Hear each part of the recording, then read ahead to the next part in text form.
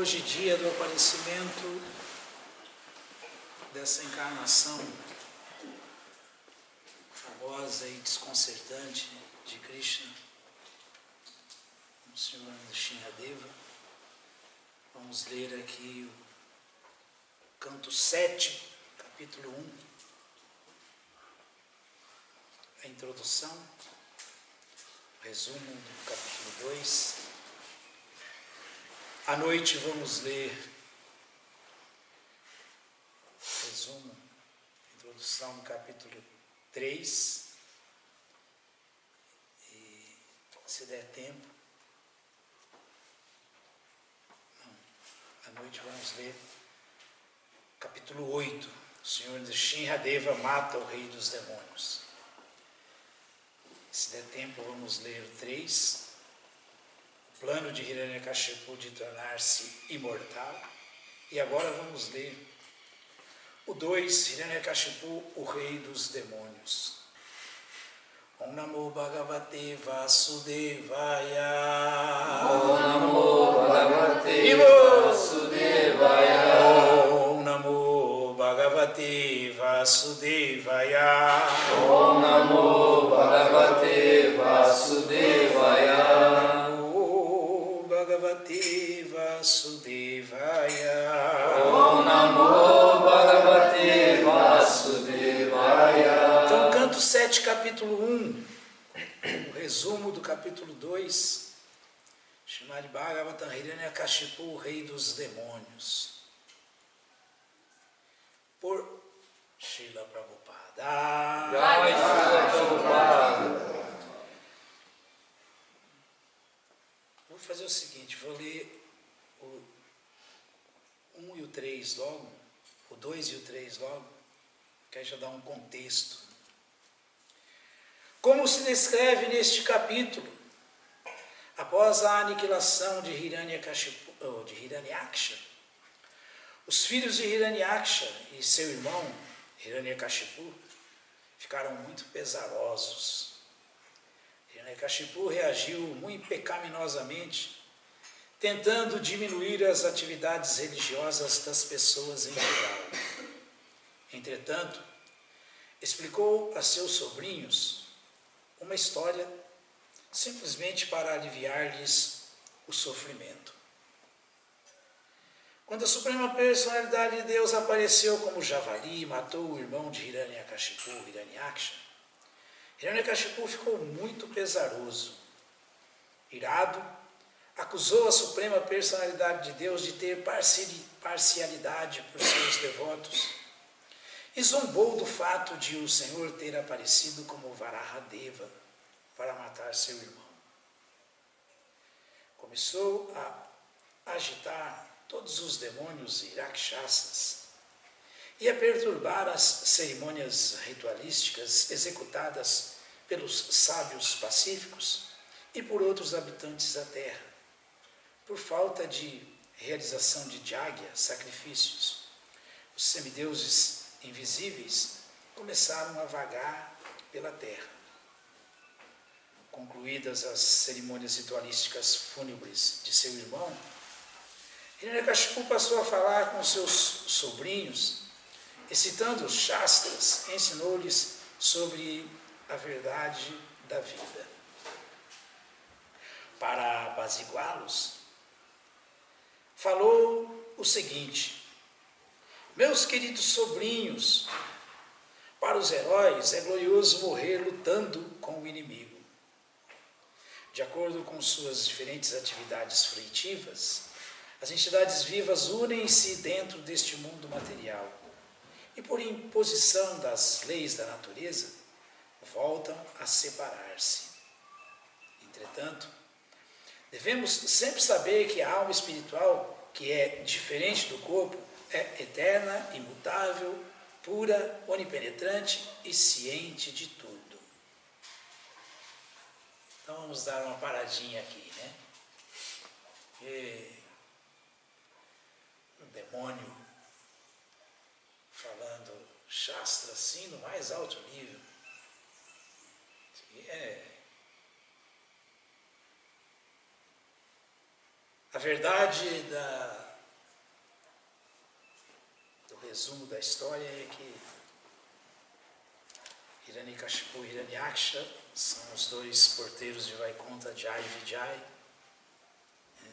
dois devotos Nityasiddhas, duas almas liberadas, associados íntimos do Senhor Narayana, Vishnu Loka, Krishna Loka. Então não é qualquer um que está falando. Hiranyakashipu não é qualquer um. Já começa daí a grande diferença entre o Sanatana Dharma, Vaishnava, a compreensão verdadeira, científica da pessoa suprema, e as religiosidades mundanas espalhadas mundo afora. Se tem uma coisa que devoto não tem, é demônio, porque quem é o demônio? Demônio é a mente, Krishna falou no Bhagavad Gita, descontrolada, mais ninguém. Demônio mesmo, é sempre um devoto puro de Krishna que aparece nesse mundo para satisfazer os desejos de Krishna de desfrutar de suas lilas, mais nada. Essa compreensão só o Vaishnava tem, ninguém mais tem. Ninguém mais tem. Todo mundo sempre pensa, o inimigo. Amigo e inimigo só existem sob concepções materiais, aspectos materiais. Quem tem conhecimento da verdade absoluta nunca vê essa dualidade aí, esse amigo, esse é inimigo. Nunca vê. Mas então o contexto é esse. Krishna tinha desejo de lutar. Krishna incitou os 4 Kumaras a visitarem-no no planeta Vaikuntha. Quando eles foram entrar, eles foram barrados, os 4 sábios, pelos 2 porteiros. Os 2 porteiros, também cobertos por Yogamaya, nem sabiam por que estavam fazendo aquilo, já que é costume de Bhrigu Muni, Narada Muni, os grandes munis, os grandes santos, os grandes sábios visitarem Krishna Loka, Vishnu Loka. Então é corriqueiro. Eles foram entrar e os 2 porteiros daquela vez nem sabem porquê, mas parado aí, vocês não podem entrar aí. Eles, como assim? A gente sempre entra, sempre vê o Senhor Narayana aqui. Não estou reconhecendo vocês. Não sei quem são vocês aqui. Não entra qualquer um, não. Aí virou aquela contenda e começaram a discutir os 4 Kumaras. Ficaram muito agitados, muito nervosos. Não se deve agitar um Vaishnava puro, um devoto puro de Krishna. Então os 2 porteiros tiveram que pagar por isso. No meio da contenda aparece Vishnu, oba! Vocês 4 entrem e tal, os 2, não, mas eles, você não está deixando eles entrar? Não, eles não podem entrar porque aqui, a gente está aqui para isso, para não deixar ninguém entrar. Né? Aí Vishnu falou, olha, mas esses 4 aí são especiais, daí tem passagem livres. Não pode fazer um impedimento onde não existe o porquê do impedimento. Existe essa atitude de vocês está equivocada. E eu vejo que eles estão agitados. Você perturbou os sábios. Vocês perturbaram. Então, eles ficaram tão irados que já amaldiçoaram vocês. Eu não posso tirar a maldição dos meus devotos. Então, para amenizar o sofrimento de vocês, eu dou 2 opções para vocês. Vocês terão que entrar no Ekapad Vibhuti, nascer no mundo material, aparecer no universo cósmico material. Porque vocês caíram da posição sublime de vocês, de porteiros de Vaikuntha, agora por ofender os grandes sábios, os 4 Kumaras, os filhos prediletos do Senhor Brahma, do Criador. Tem que pagar por isso. Aí eles, mas veja bem, não é? Mas ninguém vai discutir com Vishnu, né? Então Krishna falou, eu dou 2 opções para vocês. Vocês preferem nascer e aparecer no mundo material 5 vezes como devotos ou 3 vezes como demônios? Aí diz que não são bobos nem nada, né? Então a prova está aqui, olha o que Hiranyakashipu está falando, é um dos porteiros. Olha o que ele fala, para apaziguar os sobrinhos dele e a mãe dele, Diti, por causa da morte de Hiranyaksha por Varahadeva. Entretanto, devemos sempre saber que a alma espiritual, que é diferente do corpo, é eterna, imutável, pura, onipenetrante e ciente de tudo. Ele está falando aqui. Prova que não é um qualquer que está fazendo um teatro de demônio, né? É uma alma liberada. Aí eles aceitaram aparecer como demônios, porque como sábios, eles falaram, bom, a gente vai aparecer como demônio, mas pelo menos a gente tem 2 vidas a menos para não correr o risco de se enredar, nos enredarmos no universo cósmico material, porque o universo cósmico material não se brinca com ele. Não se brinca. Nasceu, se enredou. Apareceu, se enredou. É quase impossível voltar a sair daí. Quase impossível. Krishna falou. Quando ele fala Devi Rishu Gnamai Mamamaya Durati, ele está falando que é quase difícil transcender a maia dele, a energia ilusória dele. Tvam Maya Krita Bandhana. Tvam Maya Krita Bandhana. Eu desconfio que, eu não vi ainda, preciso fazer uma pesquisa, mas desconfio que Srila Sridhara Swami ou é um raio de Prahlada Maharaj, ou é a própria encarnação de Prahlada Maharaj, ou é alguma encarnação de alguma potência de Prahlada Maharaj, porque Srila Sridhara Swami, ele é devoto do Senhor Nrsimhadeva, ele só adora o Senhor Nrsimhadeva, só glorifica o Senhor Nrsimhadeva. Para ele, Krishna é sempre Nrsimhadeva. E ele fala isso aí, ele que falou isso aí, né? Tvam anshasya mame shana tvam krita tvam maya krita bandhanam. Ele falou numa oração que ele faz para o Senhor Nrsimhadeva, que, ó, meu Senhor, liberta imagina, essa expansão sua, que sou eu, porque nós somos expansões da Suprema Personalidade de Deus. E ele fala, liberta essa expansão, ansha, quer dizer, expansão, né? Tvat ansha sya mame shana, essa sua expansão que sou eu, me liberta, mame shana, essa expansão. Liberta, por favor, me liberte do quê? Me liberte da Tam Maya Krita Bandhana, dessa manifestação ilusória sua, que é Durachaya, muito difícil de sair dela, muitíssimo difícil sair dela.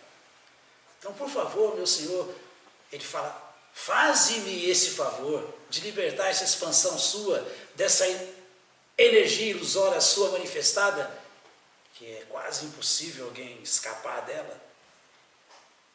Agora, de que maneira? De que maneira? Me colocando a serviço dos seus pés de lótus. Essa é uma oração de Sridhara Swami, que é citado no Bhagavatam. E essa é a oração de Prahlada Maharaja o tempo inteiro. Então, qual é o caminho de se livrar dessa loucura toda? Só tem um caminho. Só tem um caminho, não tem outro. A rendição aos pés dos lótus de Krishna. Mami vai vir para lá, adiante, Mayam, Metantarante. Aí fica fácil para quem se rende a Krishna transcender o reino da energia ilusória que é o universo cósmico material. Então, mais do que ninguém, Hiranyakashipu e Hiranyaksha, os dois porteiros de Vaikuntha, né, Jai e Vijay, sabiam disso. Vixe, entrar aí é fria, então vamos, tudo bem que seja como demônio, mas pelo menos tem 2 vidas a menos para correr risco. Não vamos entrar 5 vezes como devoto, não, que nascer como devoto não garante nada. Não tem nada garantido. Ou se transforma mesmo num devoto, ou não tem nada garantido. Tem. Ou se transforma num Brahmana, ou ninguém é Brahmana por nascimento. O Sr. Chaitanya reforçou isso. Então, essa ilusão nossa é ilusão mesmo. É maia mesmo. Isso não quer dizer nada. Então, eles apareceram. E o primeiro aparecimento vai ser na Satya Yuga, na Era do Ouro. Primeiro como Hiranyaksha, né, que vai ser morto por Varahadeva. Né. O Hiranyakashipu ficou aqui zombando da pessoa suprema, Varahadeva, por ele vir na forma de um porco, um javali. Por ele ser criado pelo Criador, por ele ter um corpo que apareceu da meleca do nariz do Sr. Brahma. O Sr. Brahma enfiou o dedo no nariz assim, tirou uma melequinha, fez assim. Essa melequinha foi crescendo, crescendo, crescendo, crescendo, Varahadeva.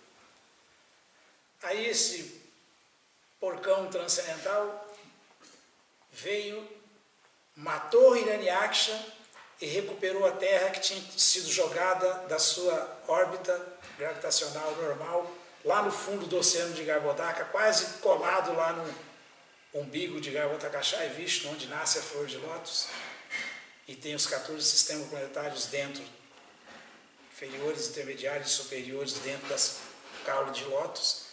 Então, como Hiranyaksha tinha, com a sua massa, com a sua força, jogado a terra lá embaixo, Krishna achou prudente aparecer como alguém que fuça na lama, mexe na lama. Foi lá, depois de matar Hiranyaksha, tirou a terra de novo, colocou a terra na órbita dela normal e acabou a história. Mas aí Diti ficou chorando e chamou os sobrinhos, os filhos de Hiranyaksha e fizeram uma reunião. Olha, isso tem que ser resolvido, não pode ficar assim. E Hiranyakashipu depois, muito responsável, falou, deixa que eu vingo a morte dele, porque imagine esse javali, esse porco aí, quem é esse porco para fazer isso? Deixa comigo, meus sobrinhos, deixa comigo, minha mãe, que eu vou resolver essa parada aí, você vai ver que eu vou vingar. E aí vai ter a contenda de Hiranyakashipu com Nrsimhadeva, que é outro aparecimento que também ele não contava com esse aparecimento de Vishnu nessa forma. Não contava. Mas nós vamos ver que são conversas de almas liberadas. Então, continuando aqui, aí ele disse, Hiranyakashipu, para apaziguar o coração dos sobrinhos, olha, todo mundo é alma, ninguém morre, fica tranquilo, teu pai não morreu. Olha, minha mãe, não se perturbe não, porque, na verdade, o seu filho não morreu, Hiranyaksha continua existindo, nós somos todos almas eternas. Só não fala que é servo eterno de Krishna, isso aí não fala, mas nós somos todos almas eternas. Não tem por que se lamentar não, fica tranquilo. Quando atada pela energia material, a alma nasce em espécies de vida superior ou inferior, de acordo com a variedade de sua associação. Associação com os modos da natureza, Tamaguna, Rajaguna e Sattvaguna. Associação com bondade, planetas celestiais. Então é superior, lá perto da morada do Sr. Brahma, lá em cima no caule da flor de lótus, que acabei de falar, que a terra foi jogada por Hiranyaksha. E veio lá de cima. Depois, intermediário, que é onde vai aparecer, vai ter toda essa história aqui, que é a Terra. Depois inferior, que é a da Luca, que é onde a Terra estava lá colada na areia monazita e areia radioativa. E Krishna tirou como javali e colocou a Terra na órbita dela de novo. Então é assim que ignorância, lá embaixo. Atividades de ignorância, a alma vai lá para baixo. Lá para baixo, propriamente dito, nos sistemas planetários inferiores, ou lá para baixo, no corpo inferior. Animal, inseto, planta, vegetal, mineral, com formas completamente latentes de consciência, quase que sem consciência nenhuma. Quase sem consciência nenhuma. Intermediário, nasce na Terra, continua na Terra, é o modo da paixão. Tem que ir para a Inglaterra, tem que estudar, tem que trabalhar, tem que ficar rico, tem que se formar, tem que fazer, tem que deixar um legado para os nossos futuros filhos. Vai ficar girando aí, ó. Agora é o pai, agora é a mãe, depois vai ser o filho, vai ser o neto. Fica aí. Isso é o modo da paixão. Modo da paixão. Continua construindo os castelos de areia. Modo da paixão continua construindo castelos de areia. E aí tem que sempre voltar para tentar viver dentro daquele castelo que desaparece, mas continua tentando fazer. Krishna vai dando a chance. E superiores como um semideus que depois também volta a ser, dependendo das circunstâncias, uma formiga insignificante ou um ser humano qualquer.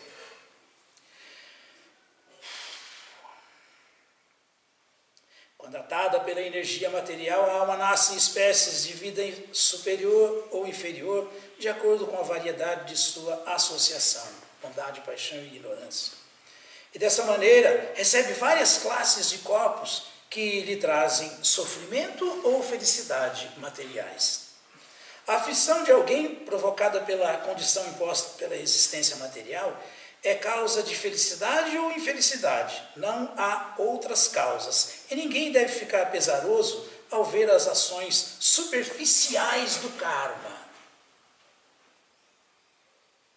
Mas a gente quer que seja eterno tudo isso, né? O Bhagavatam fala, karmicamente, as almas se unem. Karmicamente, as almas se separam. Da mesma maneira que os ciscos em cima de uma flor da água de um rio vão correndo, de repente forma com o vento um redemoinho, e elas se juntam, rodam juntos por algum tempo, depois se separam nunca mais. Só que todo mundo jura que não, porque minha alma gêmea não tem alma gêmea. A alma gêmea nossa é Deus só, nós temos que viver eternamente com Ele, com ninguém mais nós vamos viver. Mas esse é o poder da ilusão, essa é a energia de Maya, poderosa. Prabhupada uma vez deu o significado para Maya sobre, ele falou, os devotos falaram, mas o que é Maya mesmo? Prabhupada falou, Maya é tudo aquilo que parece ser, mas não é. Parece, mas não é. Hiranyakashipu descreveu então um episódio histórico referente ao rei Sujagya, um rei que também estava iludido, se iludiu, que residia na região chamada Ushinara. Quando o rei foi morto, suas rainhas, dominadas pelo pesar, receberam instruções as quais Hiranyakashipu citou para seus sobrinhos. As esposas ficaram tudo chorando em volta do corpo do rei ali, tudo chorando e se lamentando. E Dhyamaraja, o semideus superintendente da morte, apareceu na forma de um menininho, Dharmaraja, religião personificada, e falou, minhas senhoras, o que vocês estão fazendo, chorando em volta desse corpo morto? Aí todo mundo, não, como assim? É o nosso rei, é o monarca, é o nosso esposo, o nosso protetor, o nosso pati, nosso senhor. Sem ele, nossa vida está destruída. Aí o menininho falou, engraçado, eu não tenho nem um senhor, nem um protetor, eu não me lembro nem como é que foi que eu vim parar nessa floresta, mas eu nasci, cresci, estou sendo me desenvolvendo aqui, mas não tem pai, mãe, protetor nenhum assim, que eu veja, que eu saiba, não. Ué, mas como que é isso aí? Ah, porque tem um protetor supremo que protege não só a mim, não só vocês, não só esse rei, como a tudo e a todos, que é Deus, a suprema personalidade de Deus. Esse é o verdadeiro protetor, o resto é resto. Então a Hiranyakashipu conta essa historinha aí do rei Sujagya também. E enquanto isso estava acontecendo, vem também a história do tá aqui, pássaro coringa. Quando o rei foi morto, suas rainhas dominadas pelo pesar receberam instruções, as quais Hiranyakashipu depois citou para seus sobrinhos. É contando essa história, para apaziguar o coração de Diti, da mãe dele, e dos sobrinhos. Hiranyakashipu contou a história de um pássaro coringa, trespassado pela flecha de um caçador, enquanto o pássaro lamentava sua esposa, que também fora golpeada pelo mesmo caçador. Tem a mesma história. A Hiranyakashipu reforça essa história contando essa Itirásya dos Vedas, que teve também uma morte do passarinho, que viu sua passarinha ser presa e ficou ali se lamentando. Enquanto ele se lamentava, o caçador olhou e viu ele. Ah, tem mais um. Tirou a flecha nele, aí foi ele. Aí Hiranyakashipu, inclusive, fala isso, porque conta a história, que o menininho falou para as rainhas: ó, enquanto vocês estão aqui em volta desse corpo morto, se lamentando, a vida de vocês também está acabando, está passando, já já são vocês que vão. E vocês vão ficar nessa aí? E aí, para reforçar, veio a história do casal de pássaro coringa. Pássaro coringa foi assim: a passarinha estava ali, o caçador veio e pá, prendeu ela. Aí ele, nossa, e agora? Quem vai dar alimento na boquinha dos filhotinhos no ninho? Quem vai levar, quem vai manter? Não tem mais a mãe. Enquanto isso, o caçador olhou e falou: oh, tem mais um. Foi ele. Essa é a vida material. Esses são os nossos sonhos, os nossos planos.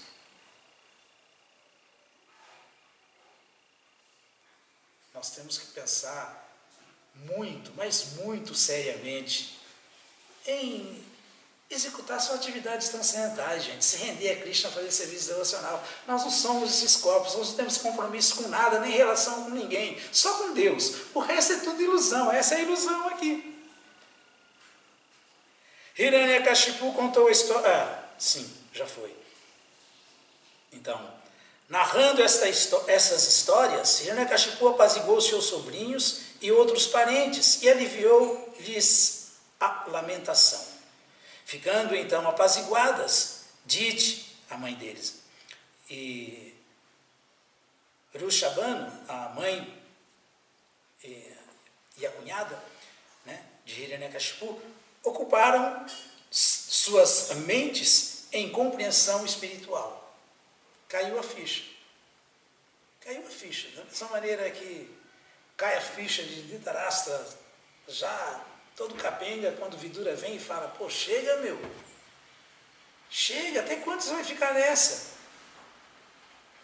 Querendo desfrutar de um reino que não é seu. O reino é de Deus, o reino é dos devotos, o reino era de Krishna, o reino era dos Pandavas. O direito era de Yudhishthira Maharaj e seus irmãos, ninguém mais. Mas Dhritarashtra estava ali tentando usurpar, querendo favorecer Duryodhana, querendo roubar, como toda entidade viva quer roubar a propriedade de Deus quando não se rende a Deus. Essa é a moral da história. Mas aí, de novo, o mesmo de Amaraja, Vidura, aparece, é o irmão, aparece e fala: ô Dhritarashtra, você já está velho, capenga, não dá mais para desfrutar. Não dá mais. Pelo menos vê se agora, já no finalzinho da história, tira algum proveito disso, vai fazer meditação transcendental, vai pensar no Senhor Supremo, vai entender que você é servo dele e servi-lo. E são os únicos dias úteis na vida de Dhritarashtra. Ele sai, vai rumo norte, meditar e se desapega do poder material, do trono material, do trono, castelo de areia. Esse foi o 2, resumo do capítulo 2. Então, vamos agora, rapidinho, ler o resumo do capítulo 3. Então, para vingar Hiranyaksha, Hiranyakashipu tinha que ter armas para enfrentar o poderoso Supremo, Deus, né? Vishnu. Aí ele achou que, como todo materialista acha, esses grandes devotos estavam dando o exemplo para nós entendermos o que é a consciência material, consciência demoníaca. Ele foi sofisticadamente atrás de poderes que, no entender dele, iam ficar pau a pau com Vishnu, dava para encarar.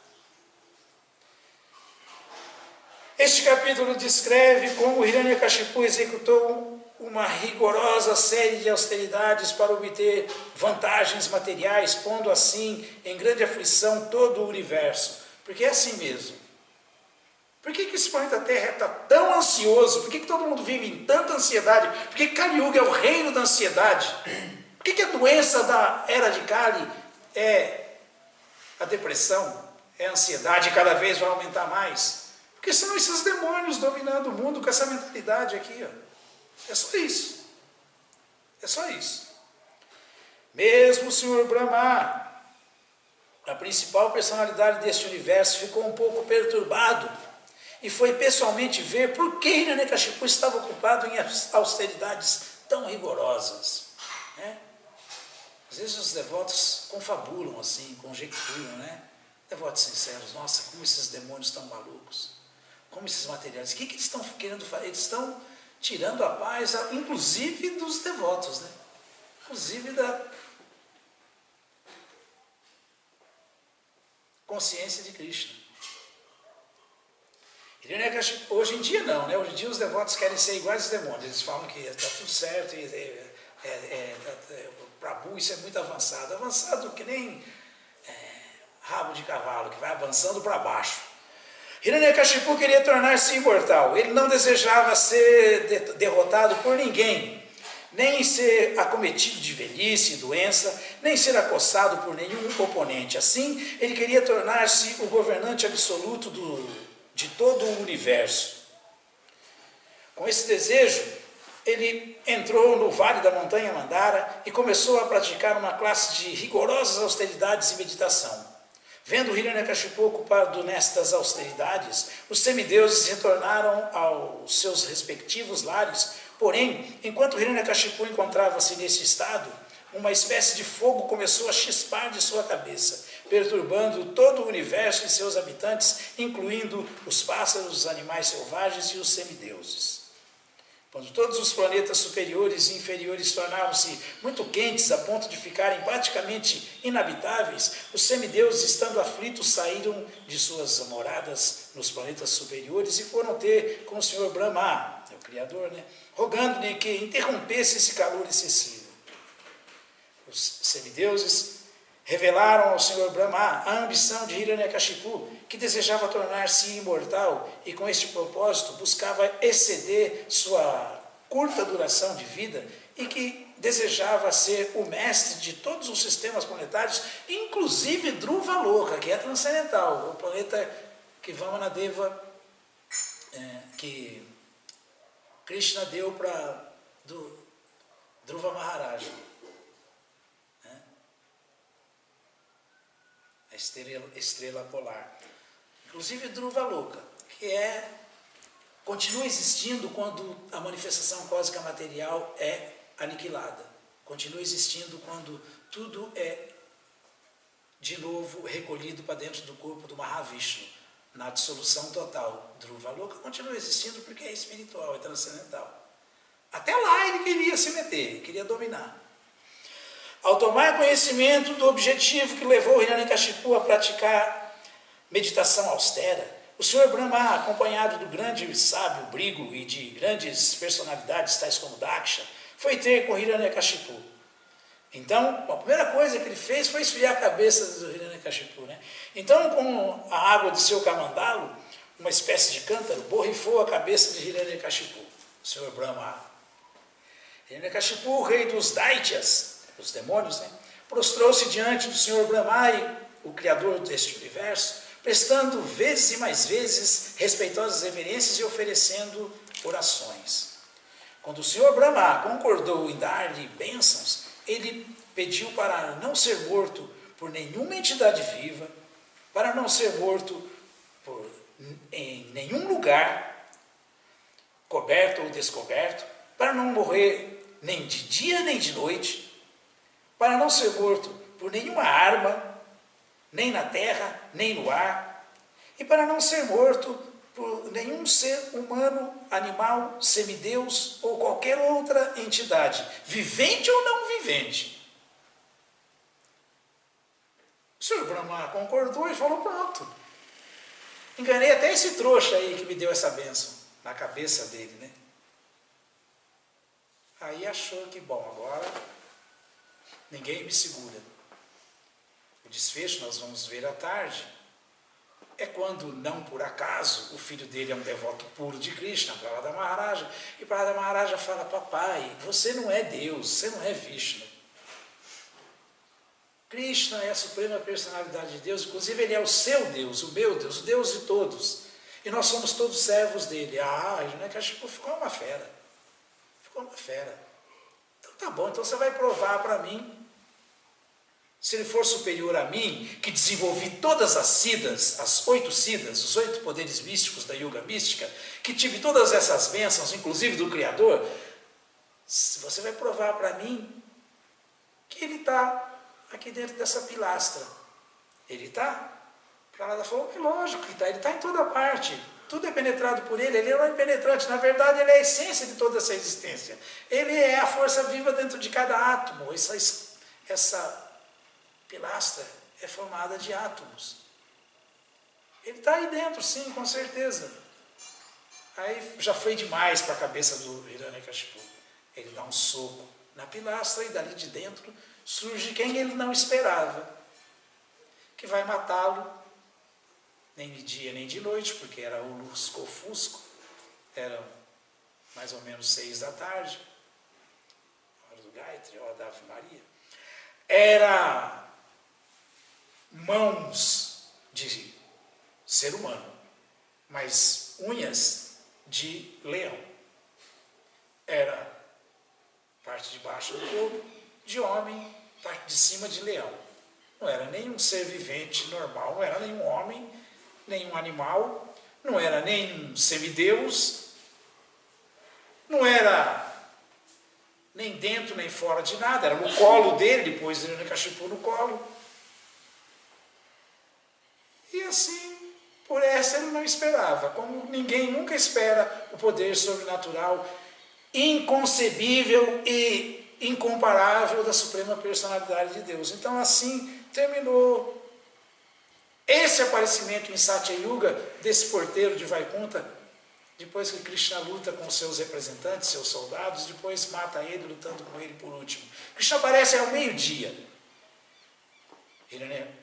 Hiranyakashipu ficou preservado até às 6 da tarde, no horário que não era nem de dia nem de noite. Mas Nrsimhadeva aparece mais ou menos meio-dia. Por isso que tem devoto que defende que, olha, nós temos que fazer jejum só até meio-dia, porque senão nós estamos comemorando a morte de Hiranyakashipu e não o aparecimento de Nrsimhadeva. Mas nós temos que seguir os acharyas. Antigamente era o meio-dia, mudaram. Tem os estudantes aí dos calendários, dos astros, então a gente aceita, então, bom, passamos a fazer até às 6 da tarde. E depois, continuando, Hiranyakashipu pediu para ficar com a supremacia em todo o universo e implorou as 8 perfeições yógicas, tais como Anima, Lagima, aquelas 8 perfeições, né? Maior que maior, menor que menor, mais leve que mais leve, que é todo o poder místico para poder se sentir imbatível. Mas Krishna é o Yatra Yogeshwara Krishna, é o senhor de todo o poder místico. Ninguém vai ficar mais poderoso com ele. Então nem o yogi fica, e Hiranyakashipu não ficou. Então foi o que aconteceu. Então, só para concluir a história aqui, que vamos falar mais tarde também, depois. A ruína de Hiranyakashipu foi ele ter um filho devoto. Mas, como a Tinta Beda Beda, como tudo que Deus faz é perfeito, ele age simultaneamente de maneira igual e diferente, e só ele pode fazer isso. Também a bênção na vida do pai demoníaco foi ele ter tido um filho devoto puro, que por causa do filho dele, ele vai ser liberado. Então aí ele consegue liberação impessoal com essa morte pelas mãos de Shinradeva. Depois ele aparece junto com seu irmão de novo, os dois porteiros, em Treta Yuga, e é morto por outra encarnação de Vishnu, o Senhor Ramachandra, Ravana e Kumbhakarna. Depois ele aparece quando Krishna apareceu para falar o Bhagavad Gita em Dwapara Yuga, como Shishupala e Dantavakra, e então são mortos de novo por Krishna e Balarama. E depois, ultimamente, para corroborar que só o devoto, só na forma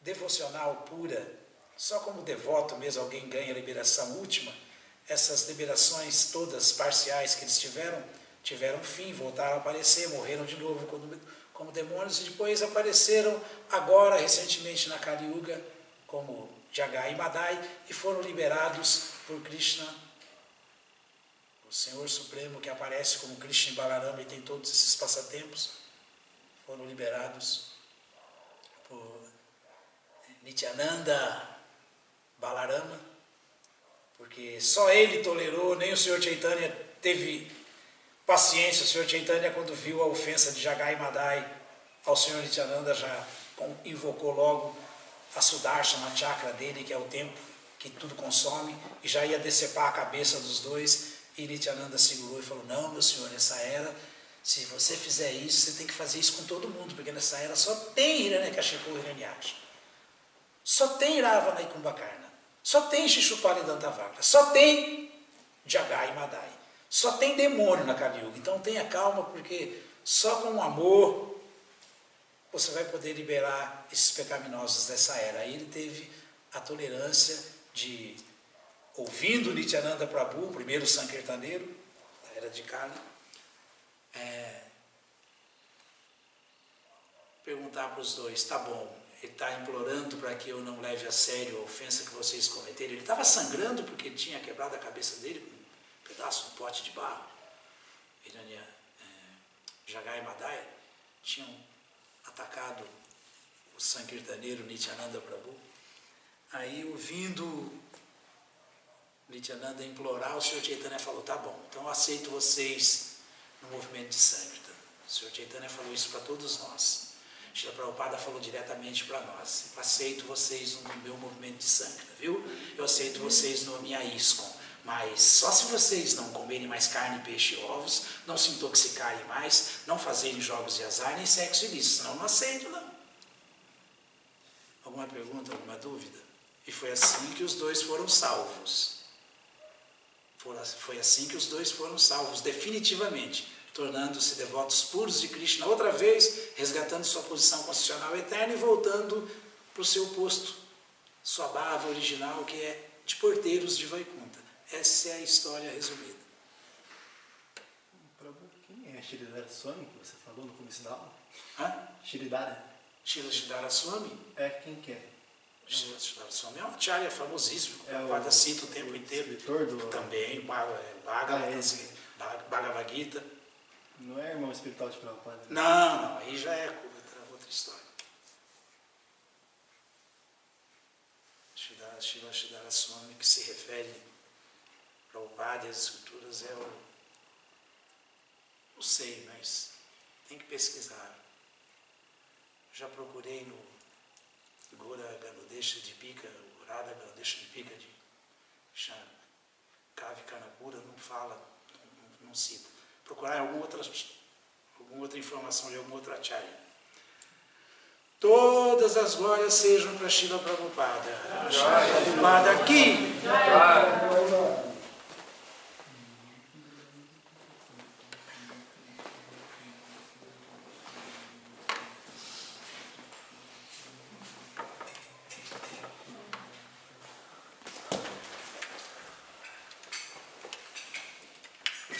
Uma coisa